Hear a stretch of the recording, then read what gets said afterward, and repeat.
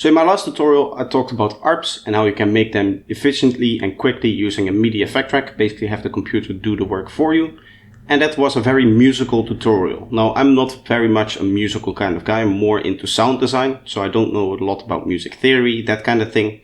So for that reason, I also wanted to explore some of the sound design principles behind creating long sequences or ARPs. In this tutorial, I've laid out a sequence, but this can easily be applied to ARP as well. But I've lined up a few cool sound design tips and tricks and a few cool techniques that I want to cover within this ever-evolving kind of sequence. So let's take a look at that today. Hello, I quickly wanted to say if you want to support this channel, you can do so by listening to my music on Spotify or Apple Music, or by going to my website and looking at some of my products. There are even free ones that you can download really easily. Alternatively, if you're interested in private lessons, I also provide those, and all the information for that you can also find on my website. So the sequence that I have for you today actually is this one here. This is a recorded version of it, so I could make some edits to it here. Right here you can see I've duplicated some of the notes over, which you'll hear in a little bit when I play this whole thing through, so you can listen to the demo of it. But the main patch that actually generated this sound right here is this one here. As you can see, this is the MIDI clip used. And there's a lot of automation in here, which we'll go through together. But the main idea is that this is an ever-evolving kind of sound. So before we dive into the actual sound design and all of the techniques that I use, I quickly just wanted to demo the sound so you have an idea of what you're getting into in this tutorial.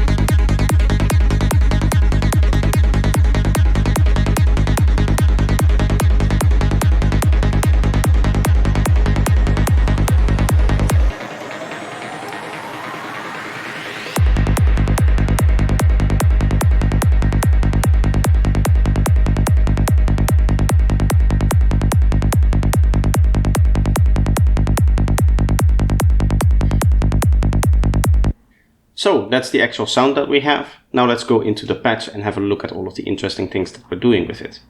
So for the walkthrough of this patch, I don't want to go through and say to you, okay, this is where you need to set this value, this is where you need to set that value. I kind of want to give you a broad overview of the ideas that are being used to achieve this sound, and not so much the exact values, because I think that is less helpful than actually knowing what we're trying to do, and then you'll be able to make your own decisions. If you do want to get this exact patch, I am going to leave a download to this patch on my Patreon page. So if you want to support me, then you will be able to get the preset for this video. But I'm going to try to explain it in such a way that you're able to create these sequences for yourself as well, in a way that, you know, you can give it your own little twist and your own little swing as well. So one of the main features of this sound is the sequence, right? The arpiness and the acid kind of sound that we have from it. And that is achieved through this first LFO here. Now, I want to talk about this first because this is really where you shape your sequence itself. This is where you decide, okay, these are going to be the important notes and the more open notes, which in this case go up. And then you have your kind of supporting notes, which are a little bit lower here, as you can see. Now, it looks like a very complicated shape, but it's actually pretty easy to make. So here's a little place where I experimented a little bit. And what you can do is you can set this to 16. Which is exactly enough for 16 notes within a bar, basically. So we're creating a 1 bar loop here.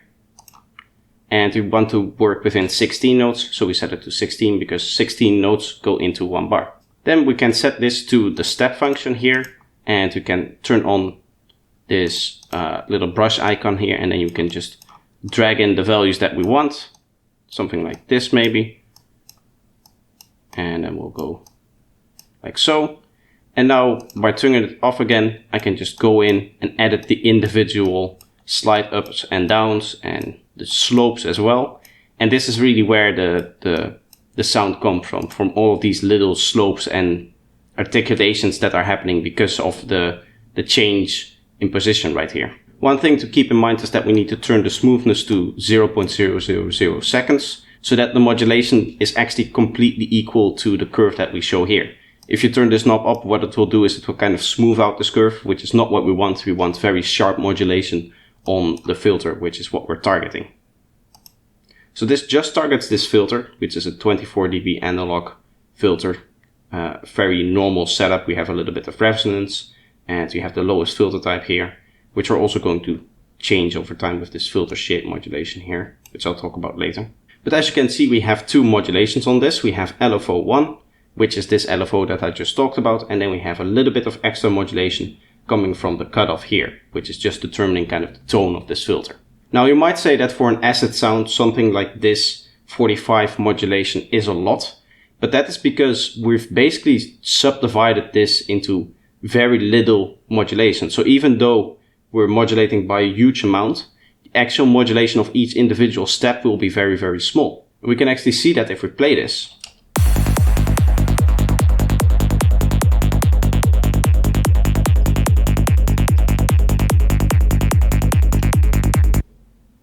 Note that the filter is not actually sliding within a 16 note all the way from one slide to the other. It's just kind of switching positions and then doing very little slides around that position. So if you were to set up a modulation like this, what you would find is that it would get pretty boring because the filter would every bar do the same thing again and again.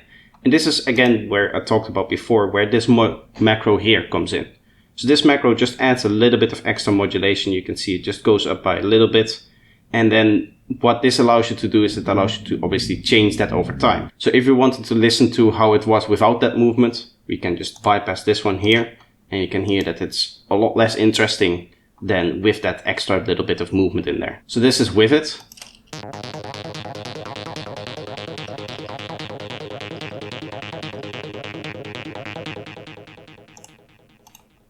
And now without it, it sounds just like this. You can definitely hear the loss of movement.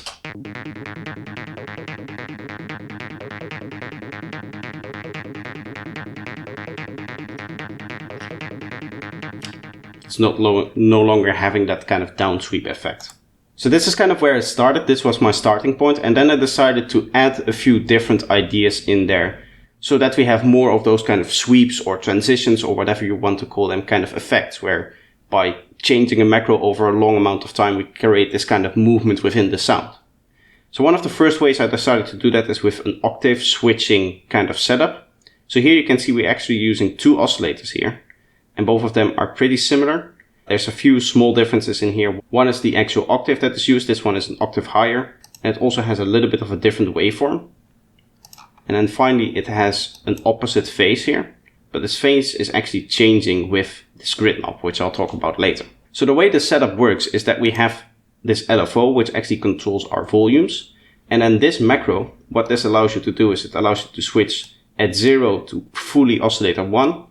At 50-50, it will do a mix of both, depending on these volume settings here. Whatever volume you have set up here will be the actual volume in there. So oscillator 1 will be a little bit higher than oscillator 2. And then here all the way up, it will be just playing oscillator 2. So you can actually see that in action.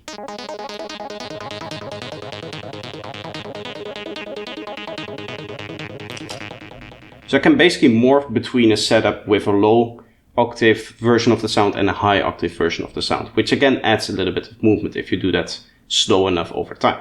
So the way this is set up is that we have our LFO as normal, controlling the volume. So here we have oscillator 1 level, and up here is oscillator 2 level. And this is just, giving it the curve that we want it to be. And then we have these macro ones here. So this macro 1 and macro 1, those are controlling the actual volume kind of crossfade effect that we have. And the way this is set up, if we look at it, is that it's a negative modulation. So what it will do is if this macro is at its highest, so at 1, after the remap, it will actually take this level and kind of virtually turn it down even more. So this modulation would not go above 0 basically. Now by changing the mod remap, we can actually control where this happens. So this is basically the 1 and this is basically the 0. With 0, it will just stay at 0 and it will just let the normal LFO through the normal way. But if it's at 1, we go all the way up. So for level 2, this is the shape that we want. We want it to be suppressed when it's all the way at 0. We want it to be completely open if it's at 50-50, right? So that would be here in the middle. And then we just want it to stay open all the way through. So we basically have this area to fade out the other oscillator. And as you can see, this is the exact opposite. When we want this to be at 1, we want it to be off. So this one goes high. This is for oscillator 1. At 50-50, we basically want it like this. So at 50%, it looks like this, right? It comes down to 0 and therefore it will play at its full volume. And then anything lower than that, we want it to stay at the full volume. So there we have the space where oscillator 2 comes in. So that's how you get that crossfade effect. Now, I wasn't really satisfied with all of those modulations and I wanted to do some more with the effects. So in here, what I decided to do is I employed this comb filter. Now, if we look at the modulation that is actually happening, you can see that a lot of it is being done on the comb filter. You have this offset here, which determines how many of the higher bands are visible. Right? If we turn this down, you can see it turns down the bands. This was about right there. We have the resonance. So the higher this knob goes, the higher the resonance, and therefore the higher these peaks, and therefore also get more effect. And then it goes into the mix as well. Finally, it also goes to the phase of number 2. Now, I don't know if this has much effect still, but when I was developing this patch, this sounded really nice, changing the phase relative to this phase here. And this obviously only works if oscillator 2 is actually engaged and you can hear it. Now, the final little change that I made was a way to swoop between a low pass filter and a band pass filter. So this is just modulating this filter type selector here, which allows you to do that kind of stuff, that kind of swoop. And again, this is an extra way to add movement in here. The final way is to set the drive amount of the soft clipping distortion, which has a lot of modulation. You can go up to all the way to plus 30 decibels of gain, and this is set to the mod wheel. Now, those main controls that I've talked about, together with some of the other controls, which we see right here, which are these 3, they kind of create the ever-evolving sound that we have. These controls here are a little bit more for accents here. So for example, right here we have this little bit of a swoop up. Right here we have this little bit of a swoop up. And here we have like this little bit of a reverb accent. Whereas these controls here, as you can see, what they're doing is they're basically changing over a very long amount of time. Basically over the 16 bars, we have an idea here. So for almost all of these modulations, the idea is that what we're doing is we're looking at a single bar of our drop, or a single section of our drop, I should say. And then we create some kind of an idea in there. So either we want it to go down and up, we want it to go up, we want it to stay the same, or we want it to, for example, go down in the first half. So we're basically drawing out the energy level of the track with all of these modulations here.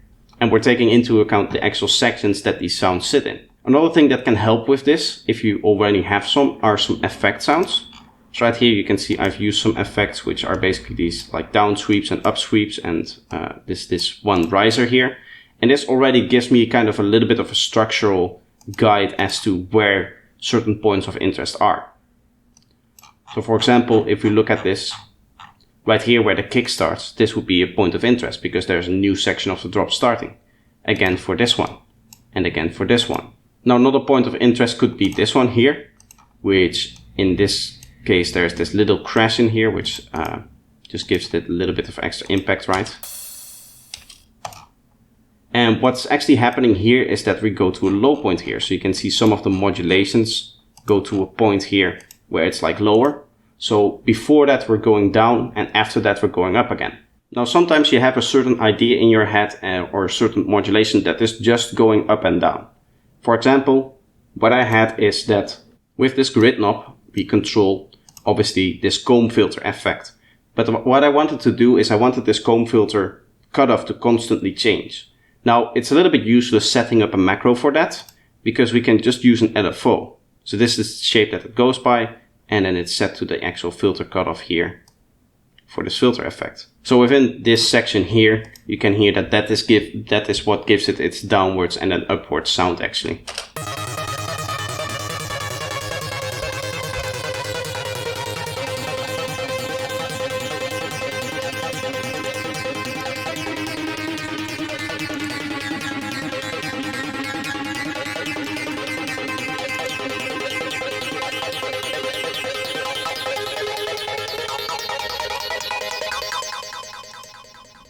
So as you can see, you don't have to do everything with macros here. The macro is just useful if you want to have different ideas in this section, then for example this section, then for example this section here.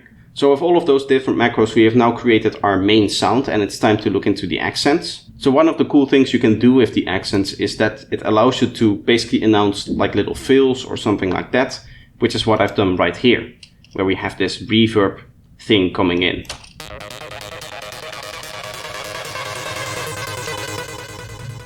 And then there's this drastic change right after that. So without the reverb, this transition doesn't really work well for me. So if we listen to this right here,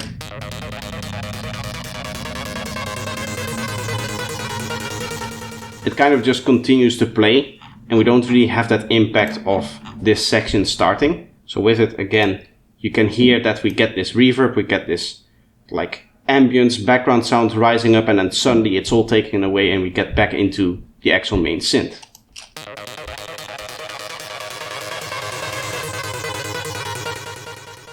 Now another thing that helps here is that we're also playing with the cutoff here.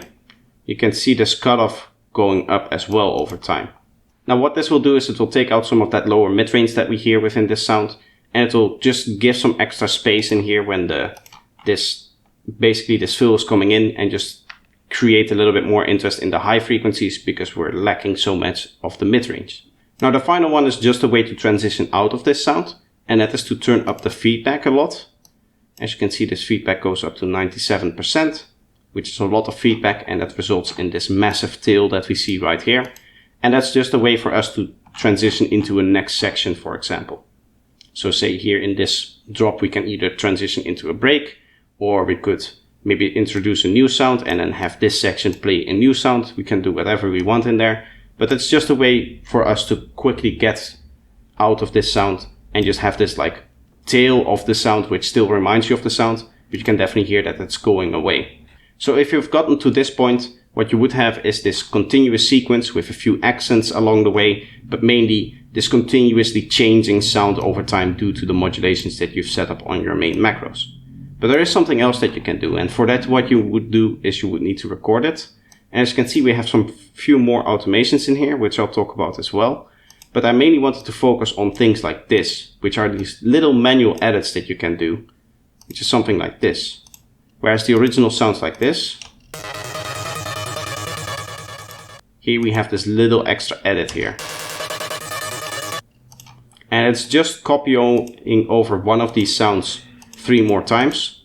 And in here it's the same thing. I took this first note that was here, copied it over 3 more times, but you can see we have a little bit of a fade in there. So we get a little bit of an extra gated effect as well. Now that just helps again with this next portion stand out a little bit more, because you kind of get put on edge by the sudden change in the whole feeling of the track, right? The sound just suddenly does something completely different than what we've heard it do all the time before. And so within your brain, what it does is it triggers this idea of, okay, something is coming up, because obviously we hear this weirdness coming in. And right then what we do is we bring in this next section, obviously, and we get the payoff of this little stuttery effect here.